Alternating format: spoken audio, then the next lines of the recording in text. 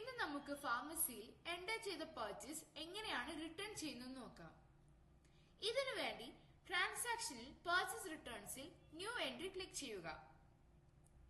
Invoice നമ്പറും ഡേറ്റും default ആയി വന്നിട്ടുണ്ട്. ഇവിടെ സെയിൽസ്മാനെ സെലക്ട് ചെയ്യുക. ഇവിടെ സപ്ലയറിനെ സെലക്ട് ചെയ്യുക. ഇനി ഐറ്റം ഐഡിയിൽ നിന്ന് എന്റർ പ്രസ് ചെയ്ത് ഈ സപ്ലയറിന് റിട്ടേൺ ചെയ്യേണ്ട ഐറ്റം സെലക്ട് ചെയ്യുക.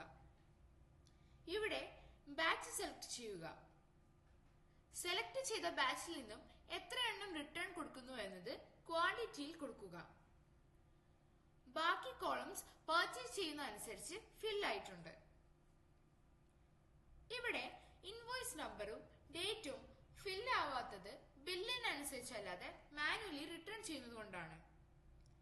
സെലക്ട് ചെയ്ത ഐറ്റംസിന്റെ ടോട്ടൽ പർച്ചേസ് വാല്യൂ ഇവിടെയും MRP വാല്യൂ ഇവിടെയും കാണിക്കും. റിട്ടേൺ ചെയ്യേണ്ട ഐറ്റംസ് ഇതേ രീതിയിൽ എന്റർ ചെയ്ത ശേഷം സേവ് ചെയ്യുക.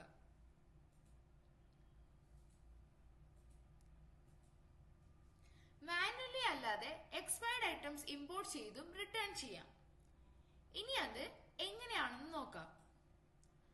സെയിൽസ്മാനെയും സപ്ലയറിനെയും സെലക്ട് ചെയ്ത ശേഷം ഏത് മാസം വരെയുള്ള ഐറ്റംസ് ആണ് റിട്ടേൺ ചെയ്യുന്നതെന്ന് വെച്ചാൽ മാസം ഈ കോളത്തിലും വർഷം ഈ കോളത്തിലും കൊടുക്കുക. ഇനി ഇമ്പോർട്ട് ബട്ടൺ ക്ലിക്ക് ചെയ്യുക. ഇപ്പോൾ സെലക്ട് ചെയ്ത സപ്ലയറിനെ എന്റർ ചെയ്ത മാസം വരെ എക്സ്പയർഡ് ആയിട്ടുള്ള മുഴുവൻ ഐറ്റംസും ഇമ്പോർട്ടായി വരും.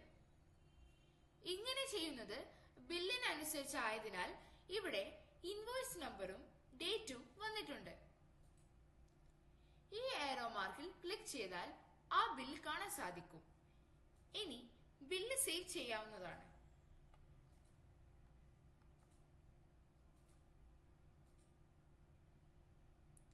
എക്സ്പയർഡ് ആയ ഐറ്റംസിനല്ലാതെ സെയിൽ കുറവുള്ള ഐറ്റംസിന്റെ അനുസരിച്ച് നമുക്ക് റിട്ടേൺ ചെയ്യാവുന്നതാണ്.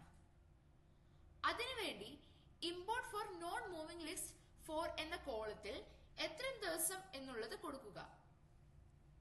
ഞാനിവിടെ 100 എന്ന് കൊടുത്തിട്ടുണ്ട്. എന്നിട്ട് ഇമ്പോർട്ട് ബട്ടൺ ക്ലിക്ക് ചെയ്യുക.